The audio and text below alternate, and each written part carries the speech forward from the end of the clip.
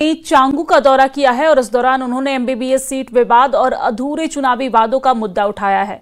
उन्होंने कहा कि जम्मू कश्मीर सरकार बने 1 साल से ज्यादा हो गया है और लोग अब सरकार से चुनाव प्रचार के दौरान किए गए वादों पर सवाल उठा रहे हैं। मुफ्त बिजली, मुफ्त राशन, हर साल 1 लाख नौकरियां, दिहाड़ी मजदूरों को रेगुलर करने और बेरोजगार युवाओं के लिए महंगाई भत्ता देने का भरोसा दिलाया था। लेकिन वादा पूरा होना तो दूर, सरकार के लिए सिस्टम को ठीक करना भी चुनौती बन गया है। जो सिस्टम एलजी प्रशासन के दौरान काम कर रहा था, उसे अब चलाना मुश्किल हो गया है। एमबीबीएस सीट विवाद पर रैना ने कहा कि संघर्ष समिति ने श्राइन बोर्ड से सवाल उठाए हैं, न कि छात्रों के खिलाफ, और चिंता उन फैसलों को लेकर है जो श्राइन बोर्ड से जुड़े धार्मिक विश्वासों और परंपराओं के खिलाफ लिए गए हैं। चांगू दौरे के दौरान रैना के साथ बीजेपी जिला अध्यक्ष अनंतनाग, राकेश कौल और सीनियर बीजेपी नेता रफीक वानी और साथ ही साथ आबिद नेग्रो, पिंका मलिक और निसार हकीम भी साथ में मौजूद थे।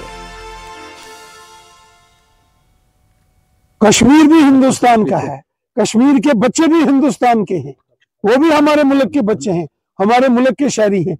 बच्चों के खिलाफ किसी ने भी एक अल्फाज अपने मुंह से नहीं निकाला है। हाँ, सवाल श्राइन बोर्ड से पूछे जा रहे हैं कि श्राइन बोर्ड ने धार्मिक आस्था और श्रद्धा के ऊपर जो कुठाराघात हुआ है, श्राइन बोर्ड क्या कर रहा है?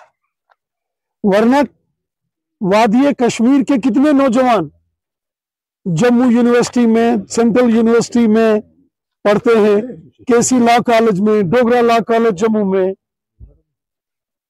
डीपीएस जम्मू में, हजारों की तादाद में कश्मीर के छोटे छोटे बच्चे जम्मू के अलग अलग प्राइवेट स्कूल्स में पढ़ते हैं, कॉलेज यूनिवर्सिटीज में पढ़ते हैं, लॉ स्कूल्स में पढ़ते हैं, और सब मिलजुल कर रहते हैं। कश्मीर के बच्चों से भी हमें बराबर मोहब्बत है, वो भी हमारे बच्चे हैं। लेकिन जो संघर्ष समिति ने वहां एजिटेशन किया है, वो श्राइन बोर्ड के खिलाफ है। वो श्राइन बोर्ड से उन्होंने सवाल पूछे हैं, बच्चों के खिलाफ कोई नहीं है।